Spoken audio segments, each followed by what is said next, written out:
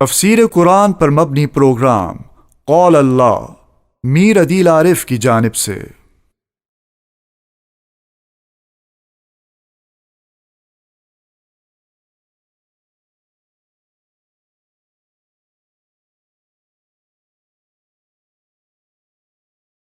بسم اللہ الرحمن الرحیم۔ پروگرام قال اللہ میں آج ہم انشاءاللہ سورہ زمر کا 5واں رکوع ترجمے اور تفسیر کے ساتھ پڑھیں گے۔ علی حسب ترتیب سب سے پہلے 5ویں رکوع کا ترجمہ ہوگا اور اس کے بعد اس کی مختصر جیسی تفسیر ہوگی۔ اعوذ باللہ من الشیطان الرجیم، بسم اللہ الرحمن الرحیم۔ اللہ یتوفی الانفس، اللہ مکمل لے لیتا ہے جانوں کو، حین موتہا، ان کی موت کے وقت، والتی، اور ان کو بھی، لم تمت، جو مرے نہیں ہیں، فی منامہا، ان کی نیند میں، فیمسک التی، پس روک لیتا ہے ان جانوں کو، قضا علیہا الموت، جس پر اس نے فیصلہ کر دیا موت کا، ویرسل الاخری، اور بھیج دیتا ہے دوسری کو، الی اجل مسمی، ایک وقت مقرر تک۔ ان فی ذلک لآیات، بے شک اس میں نشانیاں ہیں، لقوم یتفکرون، اس قوم کے لیے جو غور و فکر کرے۔ ام اتخذوا من دون اللہ، کیا انہوں نے بنا لیا اللہ کے ماں سوا شفعاء، سفارشی؟ قل، کہہ دیجئے، اولو کانوا لا یملکون شیئا، کیا اگر وہ سفارشی کسی چیز کے مالک نہ ہوں، ولا یعقلون، اور عقل نہ رکھے؟ قل، کہہ دیجئے، للہ الشفاعۃ جمیعا، اللہ ہی کے اختیار میں ہیں ساری سفارشیں، لہ ملک السماوات والارض، اسی کے لیے ہے آسمانوں اور زمین کی بادشاہت، ثم الیہ ترجعون، پھر اسی کی طرف تم لوٹائے جاؤ گے۔ وَإِذَا ذُكِرَ اللَّهُ وَحْدَهُ، اور جب ذکر کیا جاتا ہے اللہ کا یکتا تنہا، اشمئزت، تو منقبض ہو جاتے ہیں، قلوب الذین، ان لوگوں کے دل، لا یؤمنون بالآخرۃ، جو آخرت پر یقین نہیں رکھتے ہیں۔ وَإِذَا ذُكِرَ الَّذِينَ مِن دُونِهِ، اور جب اللہ کے ماں سوا دوسروں کا ذکر ہوتا ہے، اذا ہم یستبشرون، تب وہ خوش ہو جاتے ہیں۔ قل، کہہ دیجئے، اللہم، اے اللہ، فاطر السماوات والارض، آسمانوں اور زمین کے پیدا کرنے والے، عالم الغیب والشہادتی، چھپی اور ظاہر باتوں کے جاننے والے، انت تحکم بین عبادک، تو فیصلہ کرے گا اپنے بندوں کے درمیان، فی ما کانوا فی یختلفون، اس چیز میں جس میں وہ اختلاف کرتے تھے۔ وَلَوْ أَنَّ لِلَّذِينَ ظَلَمُوا، اور اگر ان لوگوں کے لیے جنہوں نے ظلم کیا ہو جائے، ما، وہ چیزیں، فی الارض، جو زمین میں ہے، جمیعاً، سب کی سب، وَمِثْلَهُ مَعَهُ، اور اس کی مثل اور بھی ہو جائے، لَافْتَدَوْا بِهِ، تو البتہ وہ ظالم لوگ فدیے میں دے دیں گے وہ مال اپنے، من سوء العذاب، برے عذاب سے بچنے کے لیے، یوم القیامتی، قیامت کے دن، وَبَدَا لَهُم مِّنَ اللَّهِ، اور ظاہر ہو جائے گا ان کے سامنے اللہ کی طرف سے، ما، ایسی چیزیں، لم یکونوا یحتسبون، جس کا انہیں گمان تک نہ تھا، وَبَدَا لَهُم، اور ظاہر ہو جائے گی ان کے سامنے، سیئات، برائی، ما کسبوا، جو انہوں نے کمائی، وَحَاقَ بِهِمْ، اور الٹا پڑ جائے گا ان پر، ما کانوا بہ یستہزئون، وہ چیز جس کا وہ مذاق اڑاتے تھے۔ فَإِذَا مَسَّ الْإِنسَانَ ضُرٌّ، پس جب انسان کو کوئی تکلیف پہنچتی ہے، دعانا، تو وہ ہمیں پکارتا ہے، ثم اذا خولناہ، پھر جب ہم اسے دے دیتے ہیں، نعمتا منا، اپنی طرف سے کوئی بھی نعمت، قال، تو کہتا ہے، انما اوتیتہ، بے شک مجھے یہ نعمت دی گئی ہے، علی علم، علم پر، بل ہی فتنۃ،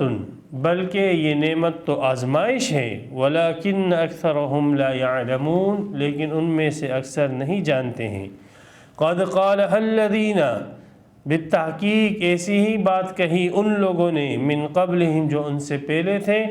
فما اغنى عنہم پس کچھ کام نہ آیا ان کے، ما کانوا یکسبون جو وہ کماتے تھے، فاصابہم سیئات پس پہنچ گئی ان کو برائی، ما کسبوا اس کی جو انہوں نے کمائی، والذین ظلموا من ہؤلاء اور وہ لوگ جنہوں نے ظلم کیا ان لوگوں میں سے، سیصیبہم ان قریب پہنچ جائے گی ان کو بھی، سیئات برائی، ما کسبوا وہ جو انہوں نے کمائی، وما ہم بمعجزین اور وہ نہیں ہیں عاجز کر دینے والے۔ اولم یعلموا کیا وہ نہیں جانتے، ان اللہ یبسط الرزق بے شک اللہ کشادہ کر دیتا ہے رزق، لمن یشاء جس کے لیے چاہتا ہے، ویقدر اور تنگ کر دیتا ہے، ان فی ذلک لآیات بے شک اس میں نشانیاں ہیں، لقوم اس قوم کے لیے، یؤمنون جو ایمان رکھتی ہیں، یقین رکھتی ہیں۔ یہاں پر سورہ زمر کا 5واں رکوع مکمل ہو گیا اور 53 آیتیں اس کی 52 آیتیں اس کی مکمل ہو گئی۔ سورہ زمر جیسے میں شروع میں عرض کر چکا ہوں، اسلام کی جو بنیادی 3 تعلیمات ہیں، توحید ہے اور عمل صالح ہے اور احسان ہے۔ تو پہلے رکوع کے اندر توحید کا بیان تھا اور دوسرے رکوع میں اعمال صالحہ کا بیان تھا، اعمال صالحہ کا کرنا اور گناہوں سے بچنا۔ تیسرے رکوع کے اندر پھر صفت احسان کا بیان۔ چوتھے رکوع کے اندر ان تینوں بنیادی چیزوں کا مرجع اور تینوں چیزوں کی نزول کی جگہ کو واضح کیا گیا تھا کہ وہی اسلام، وہی ایمان، وہی عمل صالح، وہی احسان معتبر ہوگا جو وحی الہی کے ذریعے سے پہنچے۔ جھوٹی وحی، جھوٹے دعوے، جھوٹے نبوت کے دعوے وہ بالکل اس سلسلے میں معتبر نہیں۔ جھوٹے الہامات، جھوٹے کشف اس سلسلے میں ان کا کوئی اعتبار نہیں ہے، بلکہ ایسے لوگ جو وحی الہی کے مقابلے میں جھوٹی وحی کا دعویٰ کرتے ہیں وہ لوگ کافر ہیں۔ تو اس رکوع کے اندر اس کو تفصیل سے بیان کیا گیا۔ اب اس 5ویں رکوع میں مشرکین جو تھے ان کی کچھ عادات، کچھ عقائد کا بیان اور اس کی تردید ہے۔ چونکہ پہلے رکوع کے اندر دعویٰ تھا توحید کا، تو توحید کے مقابلے میں ہے شرک، تو اللہ سبحانہ و تعالی نے اس میں توحید کو ثابت کیا اور توحید کو دلائل عقلیہ کے ساتھ اور نقلیہ کے ساتھ اس میں ثابت کرنے کے بعد مشرک کی کچھ حالت اجمالاً وہاں بیان کی۔ اب اس رکوع کے اندر مشرک کی حالت، مشرک کے عقائد، مشرک کے نظریات اور مشرک کے ساتھ آئندہ زمانے میں اور آنے والے دور میں اور قیامت کے بعد ان کے ساتھ کیا معاملہ ہونے والا ہے، یہ سب چیزوں کا ذکر اس رکوع کے اندر کیا گیا ہے۔ تو گویا کہ یہ پہلے جو رکوع تھا توحید، یہ اسی کی ایک قسم کا اس کا تتمہ ہے اور جو اس کی ضد ہے اس کا بیان ہے۔ چونکہ اس میں مشرکین کی تردید ہے تو اس تردید سے پہلے بطور تمہید اللہ سبحانہ و تعالیٰ کے علم، اس کی قدرت اور جو عقائد اللہ سبحانہ و تعالیٰ نے انبیاء کے ذریعے سے بتلائے ہیں اجمالاً اس کی طرف ایک آیت کے اندر اشارہ کیا گیا ہے کہ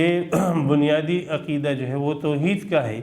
کہ اللہ کو مانو، اللہ کی صفات کو مانو، اس کے علم کو مانو اور اس کی قدرت کو مانو۔ اور جب وہ اللہ علم اور قدرت والا ہے تو اس بات کو بھی مانو کہ آخرت کے اوپر اللہ سبحانہ و تعالیٰ قادر ہیں کہ وہ دوبارہ سارے کے سارے انسانوں کو پیدا کر سکتا ہے۔ تو اس ایک آیت کے اندر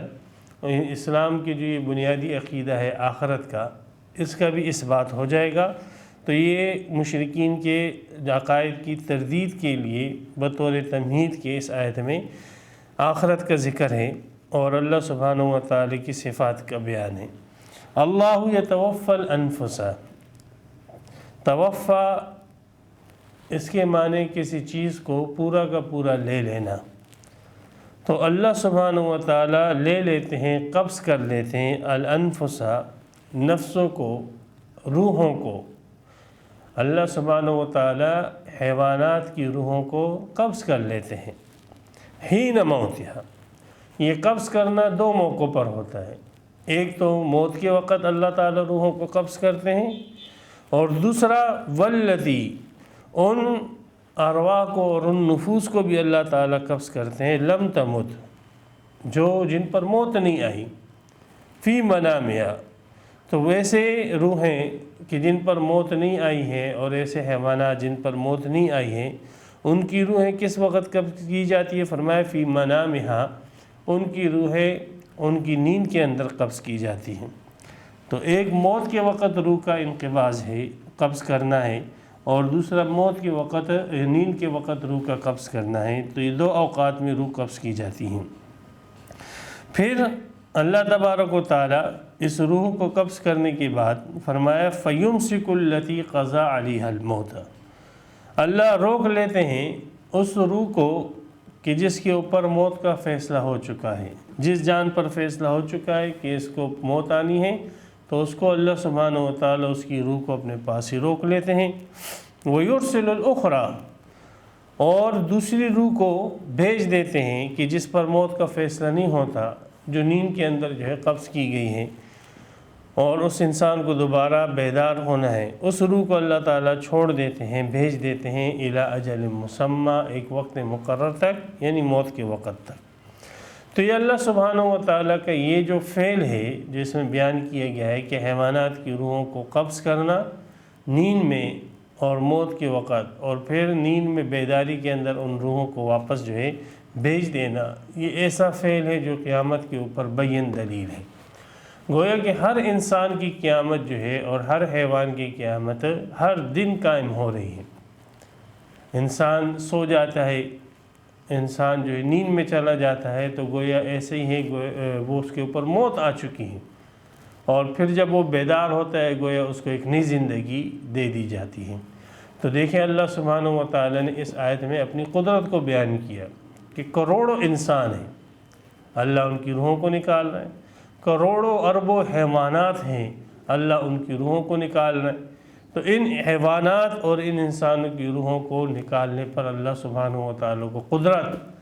پھر اللہ کا علم دیکھیں کہ کبھی مغالطہ نہیں ہے کہ زید کی روح بکر میں چلی گئی، بکر کی روح عمر میں چلی جائے، ایسے نہیں، بلکہ جس کی جو روح ہے اللہ سبحانہ و تعالیٰ اس کی روح بعینی اسی کے اندر بھیج دیتے ہیں۔ تو یہ اللہ تعالیٰ کی قدرت اور علم کی بڑی دلیل ہے کہ وہ ذات جو ہے ہر دن ہر رات ہمیں اپنی قدرت اور علم بتلاتی ہے، اور ہم اس کی اس قدرت اور علم کو تسلیم کرتے ہیں۔ پھر جب وہ ذات ہمیں یہ بتلائیں کہ ایک وقت ایسا آئے گا کہ میں مرے ہوئے لوگوں کو دوبارہ زندگی دے دوں گا، تو پھر اس بات کو جو ہے تم لوگ کیوں ایک ایسی بات سمجھتے ہو کہ یہ کوئی اچھمبے کی بات ہے اور یہ خلاف عقل بات ہے؟ تو خلاف عقل بات یہ ہے کہ جو شخص اللہ سبحانہ و تعالیٰ کو اتنا علم اور قدرت والا مان کر پھر اللہ سبحانہ و تعالیٰ کو دوبارہ حیاتی دینے پر اور آخرت پر قادر نہ مانے، یہ بے عقلی کی باتیں ہیں، یہ اچھمبے کی باتیں ہیں، اس پر حیران ہونا چاہیے۔ تو اللہ سبحانہ و تعالیٰ ارواح کو قبض کر لیتے ہیں۔ نیند میں بھی انسان کی روح نکل جاتی ہے، لیکن دین میں روح کا تعلق جسم کے ساتھ قائم رہتا ہے، اور ظاہر جسم کے ساتھ اس کا تعلق منقطع ہو جاتا ہے۔ اس لیے انسان نہ سنتا ہے، نہ دیکھتا ہے، نہ اس کے جسم جو ہے حرکت جو ہے ارادے کے ساتھ کرتا ہے، ارادی حرکتیں بھی اس سے سرزد نہیں ہوتی ہے۔ اس لیے ظاہری طور پر جو ہے اس کی روح کا تعلق اس کے ظاہر جسم کے ساتھ جو ہے وہ معطل کر دیا جاتا ہے۔ ہاں باطن کے اندر اس کی روح کا تعلق جو ہے وہ باطن کے ساتھ چل رہا ہوتا ہے، اور باطن کا سارا نظام جو ہے وہ اندر جو روح کے تعلق کی وجہ سے جاری اور ساری ہوتا ہے۔ دل ویسے ہی دھڑک رہا ہے، خیالات اس کو آ رہے ہیں، کھانا اس کا ہضم ہو رہا ہے، معدہ اپنا کام کر رہے، باطن کے ساتھ اس کے جو ہے تعلقات قائم رہتے ہیں روح کے، ظاہر کے ساتھ اس کے تعلقات منقطع ہو جاتے ہیں، جس کی وجہ سے اس کے حواس بھی کام چھوڑ دیتے ہیں۔ موت میں اللہ سبحانہ و تعالیٰ تمام انسانوں کی ارواح کو اپنے پاس رکھتے ہیں۔ نیک لوگوں کی روحیں وہ جنت میں ہوتی ہے، اعلیٰ علیین میں ہوتی ہے، بروں کی روح جو ہے وہ سجین میں ہوتی ہیں، لیکن وہاں پر رہتے ہوئے بھی روحوں کا تعلق قبر میں پڑے ہوئے جسموں کے ساتھ ہوتا ہے۔ یہی وجہ ہے کہ جب قبروں کے اندر جسموں کو عذاب دیا جائے یا جسموں کو راحت دی جاتی ہے قبروں کے اندر، تو وہ جسم جو ہے وہ راحت کو محسوس کرتے ہیں اور عذاب کو محسوس کرتے ہیں، اور انہی قبروں کے اندر جب ان سے سوال جواب کیا جاتا ہے تو ان قبروں کے اندر وہ فرشتوں کے سوالات کے جوابات بھی دیتے ہیں۔ حالانکہ ان لوگوں کی روحیں جو ہے وہ تو اعلی علیین یا سجین کے اندر ہوتی ہیں، لیکن اس کے باوجود چونکہ ان کا تعلق جسم کے ساتھ ہوتا ہے، ادنا تعلق، کمزور تعلق ہوتا ہے، اس تعلق کی بنیاد پر جو ہے اہل سنت والجماعت اس بات کے قائل ہیں کہ قبر کے اندر جو بھی انسان رکھ دیا جائے اس کے اندر یگونا ایک قسم کی حیات اس کے اندر پائی جاتی ہے۔ اگر عام انسان ہے تو اس میں صرف اتنی حیات ہوتی ہے کہ جس کے ذریعے سے وہ لذت یا تکلیف کو محسوس کر سکیں، اور اگر وہ خاص انسان ہے جیسے شہید، اولیاء اور صدیقین اور اس سے بھی خاص بڑے جو انبیاء کرام ہیں، تو پھر ان کی حیات اور ان کی روح کا تعلق جسد کے ساتھ اس سے بھی بڑھ کر اور قوی ہوتا ہے۔ تو بہرحال یہ ایک مستقل جو ہے مضمون ہے۔ تو اللہ سبحانہ و تعالی نے اس آیت کے اندر اپنی قدرت کو اور اپنے علم کو بیان کیا، گویا آخرت کے واقع ہونے کے اوپر ایک دلیل پیش کر دی۔ ان فی ذالک لآیات لقوم یتفکرون، بے شک اس میں نشانیاں ہیں اس قوم کے لیے جو غور و فکر کرے۔ اگر اس میں غور و فکر کریں گے تو اللہ کے علم کے بھی قائل ہو جائے گی، اللہ کی قدرت کے بھی قائل ہو جائیں گے، اور اللہ کا جو یہ نظام ہے اس نظام کی بھی وہ قائل ہو جائے گی۔ لیکن شرط یہ ہے کہ وہ ان پر اپنی عقلیں لگائے، اپنی فکریں لگائیں اللہ کے اس فعل کے اوپر۔ تو اس میں دعوت تفکیر ہے کہ آ جاؤ اور اللہ سبحانہ و تعالیٰ کے اس فعل پر غور و فکر کرو۔ ام اتخذوا من دون اللہ شفعاء، ایک تو یہ قیامت کے منکر ہیں، تو اب مشرکین کے عقیدوں میں سے تو قیامت کے اس بات پر اللہ نے بطور تمہید دلیل دے دی، اس سے قیامت کا اس بات دلیل کے ساتھ جو ہے ہو گیا۔ ایک تو مشرکین قیامت کے منکر، اور اگر کہیں قیامت کو مانے بھی تو اس طریقے سے مانتے تھے کہ یہ ہمارے جو بت ہیں اور یہ جو ہم نے مورتیاں بنائی ہوئی ہے لات، منات، عزا وغیرہ کی، یہ ایسی مورتیاں ہیں کہ جو اللہ سبحانہ و تعالیٰ سے لڑ جھگڑ کر، اس سے جو ہے جھگڑا کر کے اور اس کو مجبور کر کے ہمیں جو ہے کامیاب کر دے اور ہمیں خدا کے عذاب سے بچا دے گی۔ اس لیے چونکہ عذاب سے، خدائی عذاب سے بچانے والی ہمیں یہ مورتیاں ہیں، اس لیے ہمیں چاہیے کہ ہم ان مورتیوں کی پوجا کریں اور ان کی عبادت کریں، اس لیے کہ یہی ہماری سفارشی ہوگی اللہ کے پاس، اور یہی اللہ سبحانہ و تعالیٰ کے عذاب سے ہمیں چھڑانے والے ہیں۔ تو اس قسم کی انہوں نے سفارشی ان بتوں کو اور غیر اللہ کو جو ہے بنا رکھا تھا۔ تو اس آیت کے اندر اس کے مشرکین کی اس عقیدے کی تردید کہ اللہ سبحانہ و تعالیٰ کے سامنے سفارش یوں اس انداز سے کرنا کہ اللہ کی اجازت نہ ہو اور پھر کوئی اللہ پر زبردستی سفارش کرے اور اللہ کو مجبور کرے، شفاعت قہری اللہ سبحانہ و تعالیٰ سے کی جائے، تو ایسا کوئی نہیں کر سکتا۔ اللہ سبحانہ و تعالیٰ کے سامنے وہی سفارش کرے گا جس کو اللہ تبارک و تعالیٰ اجازت دیں گے، اور وہ بھی ان لوگوں کے حق میں سفارش کرے گا جن کے متعلق اللہ نے اجازت دی ہوگی، اور جن لوگوں کے متعلق اللہ سبحانہ و تعالیٰ اجازت نہ دے تو ان کے متعلق مثلا کافر ہو گیا، تو ان کے متعلق یہ لوگ بھی جو ہے انبیاء، اولیاء اور صلحاء اور صدیقین جن کو سفارش کی اجازت ہوگی، یہ بھی ان کے حق میں سفارش نہیں کر پائیں گے۔ تو سفارش کے لیے ضروری ہے کہ وہ ایسا شخص ہو کہ اس کو اللہ کی طرف سے اجازت ہو، اور وہ اجازت بھی محدود ہوتی ہے ان لوگوں تک کہ جن لوگوں کے متعلق اللہ سبحانہ و تعالیٰ نے اجازت دی ہوتی ہے۔ تو اللہ کے مقابلے میں کوئی زبردستی سفارش کر کے اپنی بات اللہ سے نہیں منوا سکتا۔ ام اتخذوا من دون اللہ شفعاء، کیا انہوں نے بنا لی ہیں اللہ کے مقابلے میں، دونہ کے کئی معنی آتے ہیں، یہاں پر مقابلے کا معنی زیادہ مناسب رہے گا۔ کیا انہوں نے بنا لی ہیں اللہ کے مقابلے میں شفعاء، سفارشی بنا لی ہیں، کہ ایسے سفارشی ہے جو اللہ سے مقابلہ کر کے اور اس پر زبردستی کر کے جو ہے اس کو مجبور کر کے ہماری جو ہے نجات کروا دے گی۔ قل، کہہ دیجئے جن کو تم سفارشی بنا رہے ہو ذرا ان کی حالت تو دیکھو، اولو کانوا لا یملکون شیئا، ان کے پاس تو اہم انسان کے پاس بھی کوئی نہ کسی نہ کسی چیز کی ملکیت ہوتی ہے، یہ جن کو تم سفارشی بنا رہے ہو نامعقول لوگوں، یہ تو ایسے جو ہے بے جان چیزیں ہیں کہ یہ تو کسی چیز کی مالک نہیں ہیں۔ ایک کافر انسان بھی کسی چیز کا مالک ہوتا ہے، یہ تو ایسی بے جان بت ہے کہ یہ تو کسی چیز کے مالک نہیں ہے، چاہے جائے کہ اللہ کے مقابلے میں سفارشوں کے مالک ہو۔ سبحان اللہ، بے عقلی کی انتہا اسی کو کہتے ہیں کہ ایک ایسی بے جان مورتی جو دنیا میں ایک چیز کی مالک نہیں ہو سکتی ہے، تم قیامت کے دن، آخرت کے دن اس کو اللہ کے مقابلے میں لا کے کھڑا کر رہے ہو کہ یہ اللہ کے مقابلے میں ہمیں جو ہے بچا دے گا اور ہمیں چھڑا دے گا۔ تو اس سے بڑھ کر بے عقلی اور کیا ہو سکتی ہے؟ قل کہہ دیجیے اولو کانوا لا یملکون شیئا، اگرچہ وہ مالک نہ ہو کسی چیز کے، یہ تمہارے سفارشی، ولا یعقلون، اور عقل نہ رکھے، سمجھ نہ رکھے، کم از کم سفارشی بنانا تھا تو ڈھنگ کی چیزوں کو تو سفارشی بناتے۔ یہ تو تمہاری انتہائی حماقت ہے کہ تم نے سفارشی بھی ایسے چیزوں کو چنا ہے کہ جن کے اختیار میں تو وہ چیزیں بھی نہیں ہیں جو ایک بچے کے اختیار میں ہوتی ہیں، ایک کافر کے اختیار میں ہوتی ہیں، ایک کمزور سے کمزور حیوان ہے اس کے اختیار میں ہوتی ہے، ایک مکھی کے اختیار میں بھی، ایک مکھی بھی کسی چیز کی مالک ہوتی ہے، ایک چونٹی بھی اپنے بل کی مالک ہوتی ہے، لیکن یہ تو ایسے ہیں کہ ان کے پاس تو کسی چیز کی ملکیت نہیں ہے، اور دوسرا ان میں عقل اور شعور نام کی کوئی چیز ہی نہیں ہے۔ جانوروں میں بھی تھوڑا بہت احساس ہوتا ہے، عقل اگرچہ نہیں ہو لیکن احساس تو ہوتا ہے، تو تم اتنے عقل سے جو ہے، اتنی تمہاری عقل سلب ہو چکی ہے کہ تم نے اللہ کے مقابلے میں سفارشی چنا بھی تو ایسی چیزوں کو چنا جو بے عقل ہے، ایسی چیزوں کو چنا جن کے پاس ان چیزوں کی ملکیت اور اختیار بھی نہیں ہے جو ایک بچے کے پاس ہوتی ہے، ایک معمولی حیوان کے پاس ہوتی ہے۔ تو اپنی طرف سے سفارشیں مت بانٹو، سفارشیں کون کرے گا کون نہیں کرے گا یہ فیصلہ آپ کے ہاتھ میں نہیں ہے۔ اَتُنَبِّئُونَ اللَّهَ بِمَا لَا يَعْلَمُ فِي السَّمَاوَاتِ وَالْأَرْضِ، اللہ کو بتلاتے ہو ایسی چیز جس کا اللہ کو علم نہیں ہے، نہ آسمانوں میں نہ زمین میں، اللہ کو بتلاتے ہو کہ یہ تو ہمارے، یہ جو ہے آپ کی سفارشی ہیں، آپ کے پاس سفارش کرے گی۔ اللہ تو کہہ رہے ہم نے تو نہیں بنایا ان کو ہمارے سفارشی۔ تو سفارشی بنانا، کون سفارشی بنے گا کون نہیں، یہ اختیار انسان کے پاس نہیں ہے۔ یہ ساری اتھارٹی، سارا اختیار، ساری ملکیت ایک اللہ کے پاس ہے۔ قل کہہ دیجئے للہ الشفاعۃ،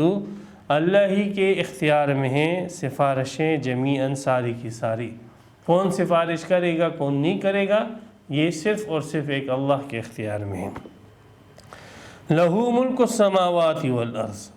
اسی کی بادشاہت ہے آسمانوں میں اور زمین میں، وہ تو بادشاہ ہے، شہنشاہ ہے، شہنشاہوں کو شہنشاہ ہے۔ آسمانوں کی بادشاہت اس کے پاس ہے، زمین کی بادشاہت اس کے پاس ہے، سفارشیں ساری کی ساری اسی کے پاس ہے۔ ثم الیہ ترجعون، کر لو دنیا میں ایسی بیوقوفانہ باتیں جو کرنی ہیں، پھر اسی کی طرف، اسی اللہ کے پاس تم لوٹائے جاؤ گی۔ تو آخرت کا ذکر آیا، اور آخرت کے متعلق مشرکین، جاہل مشرکوں کا ایک احمقانہ اور بیوقوفانہ نظریے کو ذکر کر کے اس کی معقول انداز سے جو ہے تردید کی گئی۔ وَإِذَا ذُكِرَ اللَّهُ وَحْدَهُ، اب عقیدے کو بیان کیا، اب ان کی قلبی کیفیت کو بیان کیا جا رہا ہے۔ اللہ کے مقابلے میں ان کی عقیدے، ان مشرک شخص کے عقیدے کی حیثیت کیا ہے کہ اللہ کے مقابلے میں لا کے ایک مورتی کو کھڑا کر رہے ہیں، اللہ کے مقابلے میں لا کے ایک پتھر کو کھڑا کر رہے ہیں۔ سبحان اللہ، مشرک ذہنیت کو دیکھو، اس کی پستی کو دیکھو، تو اس کی ذہنی پستی کو اللہ سبحانہ وتعالی نے یہاں پر بیان کیا، اس کے عقیدے کی پستی کو۔ اب اللہ سبحانہ وتعالی اس کے قلب کی پستی بیان کر رہے ہیں کہ اللہ کے ساتھ اس کے قلب کا تعلق کیا ہے، قلب کی حالت کیا ہے، اس کی حالت کو بیان کیا جا رہا ہے نظریوں کو بیان کرنے کے بعد، کہ مشرک کی حالت یہ ہے کہ جب بھی توحید خالص کا بیان ہو، اللہ کی توحید کا بیان ہو، شرک کی تردید ہو، اللہ کی ذات، اللہ کی صفات، اللہ کے افعال کا بیان ہو، اور اللہ سبحانہ وتعالی کے عظمتوں کا بیان ہو، اور اللہ سبحانہ وتعالی کی رفتوں کا بیان ہو، تو اس شخص کا دل جو ہے وہ تنگ ہو جاتا ہے اللہ کے ذکر سے، اللہ کی بات سے، اللہ کی بڑائی کے ذکر سے، جو ہے اس کا دل تنگ ہو جاتا ہے۔ یہ چاہتا ہے کہ کوئی دوسری بات کی جائے، کوئی مخلوق کی بات کی جائے۔ اللہ کا ذکر نہ ہو، اللہ کی بات نہ ہو، توحید کی بات اس کو ایسی چپتی ہے مشرک کی قلبی کیفیت کی حالت اللہ سبحانہ و تعالیٰ نے اس آیت میں بیان کی کہ اذا ذکر اللہ وحدہ، جب ذکر کیا جاتا ہے اللہ کا اکیلے، صرف اللہ کا ذکر ہو، اکیلے صرف ایک اللہ کا ذکر ہو، تو اشمئزت قلوب الذین لا یؤمنون بالآخرۃ، تو دل تنگ ہو جاتے ہیں، منقبض ہو جاتے ہیں دل ان لوگوں کے جو آخرت پر ایمان اور یقین نہیں رکھتے ہیں۔ اور یقین نہ رکھنے والے لوگ یہی کافر اور مشرک، وہ کہتے ہیں یہ کیا صرف اللہ، یہ ہر وقت اللہ کا ذکر کرو، اللہ کا نام لو، اللہ ایسے۔ وہ کہتے ہیں دوسروں کسی چیز کا بھی ذکر کرو، بزنس کا ذکر کرو، معاش کا ذکر کرو، سیاست کا ذکر کرو، حکومتوں کا ذکر کرو، انقلابات کا، تاریخ کا ذکر کرو، شعر و شاعری کا ذکر کرو، غالب اور میر کی باتیں کرو، صرف اللہ ہی کی باتیں کر رہے ہو، اللہ ہی کی باتیں کر۔ تو جب اللہ کا ذکر ہوتا ہے تو ان کے دل تنگ ہو جاتے ہیں۔ اور وَإِذَا ذُكِرَ الَّذِينَ مِن دُونِهِ، اللہ کے ماں سوا جب مخلوق کے تذکرے شروع ہو جاتے ہیں، اشعار اور گانے اور بجانے اور سیاست کی باتیں اور حکومت کی باتیں اور اتراؤ چڑھاؤ کی باتیں، تب ان لوگوں کی کیفیت، قلبی کیفیت کیا ہوتی ہے؟ اذا ہم یستبشرون، وہ خوش ہو جاتے، ایسی خوشی کہ وہ خوشی ان کے چہروں پر عیاں ہوتی ہے کہ کیسے جو ہے جب ایک عالم دین اور ایک مفتی، ایک نیک آدمی جو ہے وہ کوئی اللہ کا ذکر کر رہا ہے اور اللہ کی بڑائی کو بیان کر رہا ہے، اس پر واعظ کر رہا ہے، تو یہ اس کلپ کو ہی نہیں سنے گا اور اس ویڈیو کو ہی نہیں دیکھے گا، وہ بھگائے گا۔ کوئی ایسی ویڈیو ہو جس میں اغیار کا ذکر ہو، غیر اللہ کا ذکر ہو، کوئی ہنسی ہو، کوئی ٹھٹھا ہو، کوئی مذاق ہو، اس پہ خوش ہو جاتے ہیں، اور خوشی کی اتنی خوشی کہ اس خوشی کے اثرات جو ہیں ان کے چہرے پر ظاہر ہو جاتے ہیں، ان کے وجود پہ ظاہر ہو جاتے ہیں۔ تو یہ مشرک کے عقیدے کی پستی کا بیان، مشرک کی قلبی کیفیت کی پستی کا بیان۔ اب قل کہہ دیجئے، اوپر تھا قل للہ شفاء، کہ کر اس کا رد۔ اب جب پستی اس درجے کی پستی ہے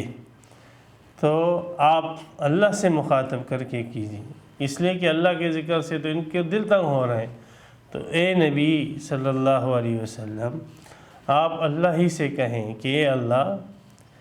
فاطر السماوات والارض، آسمانوں کے بنانے والے، پیدا کرنے والے، زمین کے پیدا کرنے والے، عالم الغیب والشہادتی، غیب اور ظاہر کے جاننے والے، انت تحکم بین عبادک، تو فیصلہ کرے گا اپنے بندوں کے درمیان، فی ما کانوا فی یختلفون، اس چیز میں جس میں یہ اختلاف کرتے ہیں۔ تو یہ لوگ اتنی واضح باتوں کے اندر جو اختلاف کرتے ہیں کہ ایک مورتی جو ہے ایک وہ بے جان چیزوں کو لے کر جو ہے وہ اللہ کے مقابلے میں ٹھہراتے ہیں۔ اتنی بدیہیات کے اندر اگر ایک شخص آپ سے اختلاف کرے، سورج نکلا ہوا ہو اور وہ کہے میں نہیں مانتا ہوں سورج نکلا ہو، تو اس کو آپ کیسے سمجھائیں؟ اس لیے اس کا فیصلہ اللہ ہی پر چھوڑ دے اور کہہ دے کہ اللہ آپ ہی ان کے درمیان ان کے اختلافی باتوں میں فیصلہ کریں گے، اس لیے کہ بدیہیات کے بعد تو اور کوئی ایسی چیز نہیں ہے کہ جس سے انسان کو جو ہے سمجھایا جا سکے، یہ تو دلیل کا آخری درجہ ہوتا ہے۔ وَلَوْ أَنَّ لِلَّذِينَ ظَلَمُوا، مشرک کے عقیدے کی پستی کا بیان، مشرک کی قلبی حالت کی پستی کا بیان۔ اب مشرک کے مستقبل کا بیان کہ یہ آج بڑے جو ہے وہ بن رہا ہے کہ پنّے خان بن رہا ہے کہ میں ایسا ہوں، میں ایسا ہوں، اور میں جو ہے اگر قیامت ہوگی بھی وَلَئِن رُجِعْتُ إِلَىٰ رَبِّي لَأَجِدَنَّ خَيْرًا مِّنْهَا مُنْقَلَبًا، تو وہاں بھی مجھے جو ہے بہت اچھی چیزیں ملے گی وغیرہ۔ آج یہ جو بھی بول رہا ہے، بک رہا ہے، کل یہی شخص اتنی مصیبت اور تکلیف میں ہوگا، اتنی پریشانی کے اندر ہوگا کہ اگر اس کو پوری دنیا مال سے، ساز و سامان سے، سونے چاندی سے، روپوں سے، جواہرات سے بھر دی جائے اور اس کی مثل اور ایسی دنیا بھر دی جائے، تو یہ وہ پیش کرے گا اور کہے گا کہ یہ لے لیا جائے اور مجھے جو ہے آخرت کے عذاب سے جو ہے بچا لیا جائے۔ یعنی یہ اپنے فدیے کے اندر دنیا بھر کی دولت دینے کو تیار ہو جائے گا تو خود اندازہ لگائیں کہ وہ آخرت کا عذاب کتنا بڑا ہوگا کہ جس کو ختم کرنے کے لیے اور جس کو ٹالنے کے لیے یہ شخص اتنا اس بات پہ تیار ہو جائے گا کہ دنیا بھر کا خزانہ جو ہے مجھ سے لے لو، لیکن یہ تکلیف مجھ سے جو ہے دور کر دو۔ تو اس سے خود اندازہ کر لینا چاہیے کہ اس تکلیف کی نوعیت اور کیفیت کیا ہوگی۔ تو یہ ان مشرکوں کا مستقبل ہے۔ وَلَوْ أَنَّ لِلَّذِينَ ظَلَمُوا، اور اگر بے شک وہ لوگ کہ جن لوگوں نے ظلم کیا، ما فی الارضی، ان ظالموں کے لیے ہو جائے وہ فی الارضی جو زمین میں ہے، جو کچھ بھی ہے زمین میں، سونا چاندی گیس پٹرول جتنے معدنیات ہیں سارے کی ساری چیزیں ہو، جمیعاً سب کی سب ہو،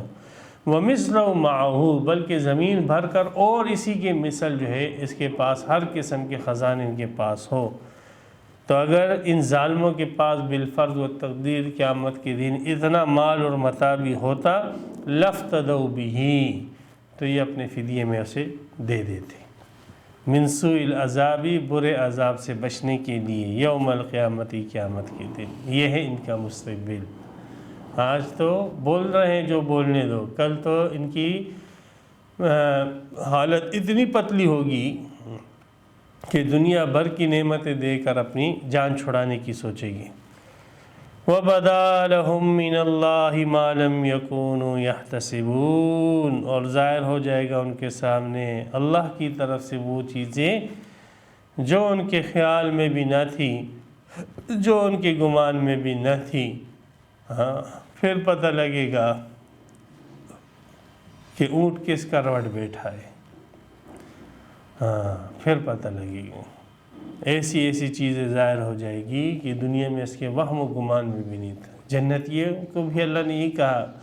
کہ ایسی نعمتیں دوں گا ما لا عین رات ولا اذن سمعت ولا خطر بقلب بشر، اور یہ جہنمیوں نے کہ تمہارے سامنے ایسی چیزیں ظاہر ہو جائے گی، ایسی قسم کے عذاب کہ جو تمہارے وہم و گمان میں بھی نہیں ہوگی، وہم و گمان میں بھی نہیں ہوگی۔ تمہارے تو گمانات یہی تھے نا کہ یہ مورتیاں تمہیں بچا دے گی۔ وَبَدَا لَهُمْ سَيِّئَاتُ مَا كَسَبُوا، اور ظاہر ہو جائے گی ان کے سامنے برائیاں جو انہوں نے کمائی، عقیدے کی برائی ان کے سامنے ظاہر ہو جائے گی، ان کی حالت اور قلبی کیفیت کی برائی ان کے سامنے ظاہر ہو جائے گی، ان کے اعمال کی برائیاں ان کے سامنے ظاہر ہو جائے گی۔ وَحَاقَ بِهِم مَّا كَانُوا بِهِ يَسْتَهْزِئُونَ، اور جس دین کا اور جس قرآن کا اور جس نبی کا وہ مذاق اڑاتے تھے، جس نظام کا وہ مذاق اڑاتے تھے، وہ ان پر الٹ جائے گی۔ وہ اس نظام والے، وہ اسلام کے نظام والے لوگ اور ان کے ماننے والے لوگ اور وہ انبیاء اور وہ صدیقین اور شہداء اور وہ اللہ کے چاہنے والے لوگ، وہ اعلیٰ علیین کے اندر بڑے درجات میں ہوں گے، اور یہ جہنم کے عذابوں کے اندر پڑا ہوا ہوگا۔ تو جس چیز پر یہ دنیا میں مذاق اڑاتا تھا، جس کا استہزاء کرتا تھا، تو وہاں پر دیکھے گا کہ وہ تو معاملہ ہی الٹا ہو چکا ہے۔ تو وہ استہزاء والی چیزیں اوپر چلی گئی، اور جس چیز کو یہ اپنے لیے دنیا کے اندر بچاؤ کی چیزیں پر سمجھتا تھا، وہی مورتیاں، وہی اس کے لیے عذاب کا باعث بن جائے گی۔ تو یہ ہے اس کی عقیدے کی پستی اور اس کی حالت کی پستی اور اس کے مستقبل کا بیان، اور پھر مستقبل میں اس کا رویہ کیا ہونا وہ اس کا ذکر آگے۔ فَإِذَا مَسَّ الْإِنسَانَ ضُرٌّ دَعَانَا، یہ مشرک کی ایک پوشیدہ حالت کا بیان ہے۔ وہ تو بتوں کے سامنے سجدہ کرتا ہے، یہ کرتا ہے، وہ کرتا ہے، لیکن اللہ سبحانہ و تعالیٰ نے پہلے بھی اس کی پوشیدہ حالت کو بیان کی، یہاں پہ دوبارہ دوسرے پیراہن سے کہ اس مشرک کی پوشیدہ حالت یہ ہے کہ جب انسان کو کوئی تکلیف پہنچتی ہے، دعانا، تو وہ ہمیں ہی پکارتا ہے۔ یہ چھپی بات ہے جو اللہ ہی جانتا ہے۔ لوگوں کے سامنے وہ کیا ظاہر کرتا ہے کہ مجھے اس بت نے دیا ہے، مجھے اس پیر نے دیا ہے، مجھے اس مزار نے دیا ہے، مجھے اس جن نے دیا ہے، مجھے اس غیر اللہ نے دیا ہے، لیکن اندر کا معاملہ اس کا کیا تھا کہ در حقیقت اس نے یہ چیز اللہ سے مانگی تھی اور اللہ نے اسے دی۔ تو یہ اندر کا معاملہ مشرک کا اللہ بتلا رہا ہے کہ جب انسان کو کوئی ضرر پہنچتا ہے تو وہ ہمیں پکارتا ہے۔ ثم اذا خولناہ نعمتا منا، پھر جب ہم اس کو نعمت دے دیتے ہیں اپنی طرف سے، قال انما اوتیتہ، تو کہتا ہے یہ نعمت جو مجھے دی گئی ہے علی علم، علم پر دی گئی ہے۔ اس کا ایک مطلب تو یہ ہے کہ یہ جو مجھے نعمت ملی ہے یہ میرے علم کی وجہ سے مجھے ملی ہے، میرے فن کی وجہ سے مجھے ملی ہے، میری مہارت کی وجہ سے مجھے ملی ہے۔ سب کو دینے والا ایک اللہ ہے۔ بعضوں کو اللہ سبحانہ و تعالیٰ دیتے ہیں، اسباب کے ساتھ دیتے ہیں، بعضوں کو بلا اسباب دیتے ہیں۔ بہت ساری چیزیں جو اللہ نے ہمیں بغیر اسباب کی دی ہے، بہت ساری چیزیں ایسی جو اللہ تعالیٰ، بہت ساری نعمتیں ایسی جو اسباب کے ساتھ دے رہے ہیں۔ ہمیں آنکھیں دی، بینائی دی، اللہ نے کان دیے، سنوائی دی، اللہ نے صحت دی، سینکڑوں نعمتیں ایسی جو کہ بغیر کسی سبب کے اللہ سبحانہ و تعالیٰ نے بن مانگے دی، اور بہت ساری نعمتیں ایسی جو اللہ سبحانہ و تعالیٰ دیتے ہیں اسباب کے ذریعے سے۔ آپ دکان کھولتے ہو تو آپ کو جو ہے رزق کی نعمت اللہ سبحانہ و تعالیٰ دیتے ہیں، آپ شادی کرتے اولاد کی نعمت اللہ سبحانہ و تعالیٰ دیتے ہیں، دوا کھاتے ہو شفا کی نعمت اللہ تعالیٰ دیتے ہیں۔ اس قسم کی سینکڑوں نعمتیں اللہ تعالیٰ دیتے ہیں، وہ اسباب کے ساتھ دیتے ہیں۔ ایک آدمی ایک فن کے اندر ماہر ہوتا ہے اور اس فن کے ذریعے سے اللہ سبحانہ و تعالیٰ اس کو دیتے ہیں، دینے والا ایک اللہ سبحانہ و تعالیٰ ہے۔ تو جب اس شخص کو اللہ سبحانہ و تعالیٰ دیتا ہے تو یہ کہتا ہے کہ یہ نعمت جو مجھے ملی ہے یہ تو میرے فنکاری کی وجہ سے ملی ہے، میرے علم کے بدولت یہ نعمت مجھے ملی ہے، اس میں اللہ کا کوئی کمال نہیں ہے، کمال تو میرے علم کا ہے۔ تو وہ اس نعمت کو اپنے علم کی طرف منسوب کرتا ہے۔ دوسرا معنی اس آیت کا یہ ہے کہ انما اوتیت علی علم،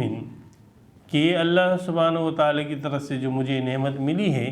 تو اللہ کو معلوم تھا کہ میں اچھا آدمی ہوں، جبھی تو اللہ نے مجھے نعمت دی ہے۔ اگر اللہ کو معلوم ہوتا کہ میں اچھا آدمی نہیں ہوں تو اللہ مجھے دنیاوی نعمت نہیں دیتا۔ تو دو معنی ہو سکتے ہیں کہ ایک تو، اور دونوں صحیح ہیں، یہی حالت ہوتی ہے مشرک کی، کہ ایک یہ ہے کہ وہ نعمتوں کی نسبت پھر اللہ کی طرف نہیں کرتا ہے، وہ اسباب کی طرف کرتا ہے، اور دوسرا یہ ہے کہ اگر وہ اللہ کو مانتا بھی ہے تو یہ کہتا ہے کہ نعمت اگر بغیر اسباب کی ملی ہے تو کہتا ہے کہ اللہ نے مجھے دی ہے اس لیے کہ میں اچھا آدمی ہوں، اور اگر اسباب کے ساتھ ملی ہے تو اس کی نسبت پھر اپنے علم کی طرف کرتا ہے۔ تو ان دو حالتوں میں سے ایک حالت، ان دونوں کو اس آیت نے بڑے خوبصورت انداز سے ایک ہی لفظ کے اندر جمع کیا ہے۔ اس مشرک کی دو کیفیتوں کو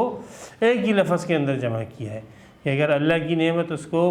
اسباب کے ساتھ ملتی ہے تو اس کو اپنی فنکاری کی طرف منسوب کرتا ہے، اور اگر ایسی نعمت ملتی ہے جو بغیر اسباب کی دی گئی ہے تو پھر اس کو اپنے کمال اور اپنے جو ہے بڑے ہونے کا اور اللہ کے نزدیک جو ہے مقرب ہونے کا اس کو ایک دلیل بناتا ہے کہ اللہ کے نزدیک میں اچھا ہوں، اس لیے تو اللہ نے مجھے دی ہے، یہ نعمت دی ہے۔ بل ہی فتنۃ، اللہ سبحانہ و تعالیٰ فرمائے یہ نعمت جو تجھے دی گئی ہے خبردار یہ جانچ کے لیے ہے، یہ امتحان کے لیے ہے کہ تو اس نعمت کو پانے کے بعد اس کا شکریہ ادا کرتا ہے اور اس کی نسبت اس کے مالک حقیقی کی طرف کر کے اس کا شکر گزار بندہ بنتا ہے، یا اپنے فن اور اپنی ذات کی طرف منسوب کر کے اس کا نافرمان بندہ بنتا ہے۔ یہ جو تجھے نعمت دی گئی ہے یہ نعمت در حقیقت یہ تیری جانچ ہے، ولیکن اکثرہم لا یعلمون، لیکن اکثر لوگ کہاں جانتے ہیں، وہ تو اپنے مزوں کے اندر پڑھیں۔ قد قال الذین من قبلہم، بالتحقیق یہ بات ان لوگوں نے بھی کہی جو ان سے پہلے گزر چکے ہیں، جیسے قارون نے سورہ قصص کے اندر یہی بات کہی، قال انما اوتیت علی علم عندی، کہ مجھے جو مال دور و خزانے ملے ہیں یہ اس وجہ سے کہ میرے پاس فن ہے، فن کی وجہ سے مجھے جو ہے دولتیں ملی ہیں، اس میں کوئی خدائی جو ہے کا کرشمہ نہیں ہے بلکہ مجھے اپنی فنکاری کی وجہ سے مال دولت ملا ہے۔ اور یا یہ جتنی مجھے مال دولت ملی ہے تو یہ اللہ جانتا ہے کہ میں اچھا آدمی ہوں، اس لیے تو اللہ نے مجھے مال دولت دی ہے۔ تو اس قسم کی بات ان لوگوں نے بھی کی تھی جو پہلے گزر چکے ہیں۔ فما اغنی عنہم ما کانوا یکسبون، کچھ کام نہ آئی ان کے وہ جو انہوں نے کمایا۔ قارون جو ہے وہ غرق ہو گیا، فخسفنا به وبدارہ الارض، زمین کے اندر ہم نے اس کو دھسا دیا، کہاں گیا مال اس کا، کہاں گیا اس کا علم، کہاں گیا۔ فَأَصَابَهُمْ سَيِّئَاتُ مَا كَسَبُوا، تو یہ پہلے کے جو لوگ تھے جب انہوں نے ایسی باتیں کی تو پہنچی ان کو برائی اس کی جو انہوں نے کمایا۔ تو یہ اللہ کا ایک دستور ہے، اللہ کا ایک نظام ہے، اللہ کی ایک سنت ہے کہ اس قسم کے کام کرنے والوں پر اللہ سبحانہ و تعالیٰ بس اوقات دنیا میں عذاب بھیج دیتا ہے۔ تو جیسے ان کی قانون ان لوگوں کے لیے تھا، یہ قانون جو ہے مشرکین مکہ کے لیے بھی ہے اور قیامت تک آنے والے سب انسانوں کے لیے ہے۔ تو جیسے وہ لوگ اپنی برائی کو انہوں نے پا لیا، اسی طرح وہ لوگ جنہوں نے ظلم کیا من ہؤلاء ان موجودین میں سے جو ظلم کریں، سیصیبہم سیئات ما کسبوا، ان کو بھی پہنچ جائے گی برائی اس کی جو انہوں نے کمایا۔ تو جو برے کام یہ کرے گے اس کا برا انجام بھی یہ لوگ پالے گے۔ وما ہم بمعجزین، اور یہ اللہ کو عاجز نہیں کر سکتے کہ اسباب ہم اختیار کر لیں گے اللہ کے عذاب کے، اور اللہ جو ہے عذاب نہ لائے گا، اور اللہ سبحانہ و تعالیٰ کو ہم روک دیں گے اس مسبب کے مرتب کرنے سے، تو یہ اللہ کو عاجز نہیں کر سکتے ہیں۔ اللہ سبحانہ و تعالیٰ نے دنیا کو دار الاسباب بنایا ہے۔ اللہ کی رحمت کے اسباب اختیار کرو گے تو اس کی طرف سے رحمت آئے گی، جب رحمت آنے لگے تو کوئی شخص اس رحمت کو روک نہیں سکتا، اور جو اللہ کے عذاب کے اسباب اختیار کرے گی تو اللہ کی طرف سے عذاب آئے گا، اور کوئی شخص اس اسباب کو روک نہیں سکتا، اللہ کو کوئی عاجز نہیں کر سکتا۔ باقی تمہارا یہ گمان کہ یہ جو ہمیں نعمتیں ملی ہے تو یہ ہم اللہ کے نزدیک مقرب ہے، ہمیں دنیا میں جو بنگلے ملے، گاڑیاں ملی، بینک بیلنس ملا ہے، یہ بڑا دیکھو اللہ کا مجھ پر کرم ہے، اگر میں اللہ کے نزدیک اچھا بندہ نہ ہوتا تو اللہ مجھے دنیا کی نعمتیں اللہ نے اپنے دشمنوں کو بھی دی ہے۔ دنیا کی نعمتوں کا اللہ کا اپنا ایک نظام ہے، دنیا کی نعمتوں کا کسی کو مل جانا یہ اس کے اچھے ہونے کی دلیل نہیں ہے۔ اولم یعلموا، کیا وہ نہیں جانتے، ان اللہ یبسط الرزق لمن یشاء، اللہ کشادہ کر دیتا ہے رزق جس کے لیے چاہتا ہے۔ اللہ کے دشمن ہیں بہت سارے، ظالم ہیں، جابر ہیں، لیکن اتنے ان کے پاس بینک بیلنس ہے، اتنا ان کے پاس گاڑیاں، ہر قسم کے کروفر ہیں، تو کیا یہ ان کے حق ہونے کی دلیل ہوگا؟ وَيَقْدِرُ، اور جس کا چاہے اللہ سبحانہ و تعالیٰ رزق تنگ کر دیتا ہے۔ بہت سارے نیک صالح اچھے لوگ ہیں جس کو سب اچھا مانتے ہیں، کفار بھی جن کو اچھا مانتے ہیں، لیکن وہ رزق ان کے اوپر تنگ ہے، تو رزق کی تنگی کیا ان کے برے ہونے کی دلیل بن جائے گی؟ نہیں۔ تو دنیاوی کشادگی، دنیاوی سہولتیں، دنیاوی آسائشات، آرائشات، سہولیات، یہ کسی کے اچھے عند اللہ، مقبول عند اللہ ہونے کی دلیل نہیں ہے، اور ان چیزوں کا نہ ہونا کسی کی مردود عند اللہ ہونے کی دلیل نہیں ہے۔ یہ معیار آپ لوگوں کا غلط ہے۔ ان فی ذلک لآیات لقوم یؤمنون، یہ مشرکوں کی جو حالتیں بیان کی گئی ہیں اور ان کی بے عقلیاں جو بیان کی گئی ہیں، اور ان کے جو عقیدے کی کمی اور عقیدے کی پستی اور حالت کی پستی اور قلبی کیفیت کی پستی، اور ان کا مستقبل جو بیان کیا گیا، پھر ان کی پوشیدہ حالتیں بیان کی گئی، پھر وہ پوشیدہ حالتوں میں جو دعا مانگی اور قبولی نعمتیں ملی، پھر ظاہری حالت ان کی بیان کی گئی، پھر ان کا جو ہے اچھائی اور برائی کا پیمانہ بیان کیا گیا کہ دنیاوی نعمت، تو یہ سب چیزیں ایمان والوں کے سامنے رکھ دی گئی ہیں،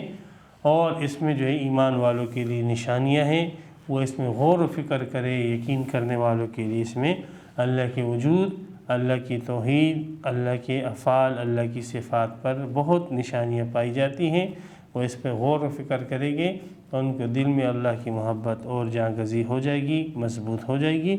تو یہاں پر یہ 5 رکوع مکمل ہوا۔ اللہ سبحانہ و تعالی ہمیں قرآن کی صحیح سمجھ عطا فرمائے۔ وآخر دعوانا ان الحمد للہ رب العالمین۔ تفسیر قرآن پر مبنی پروگرام قول اللہ میر عدیل عارف کی جانب سے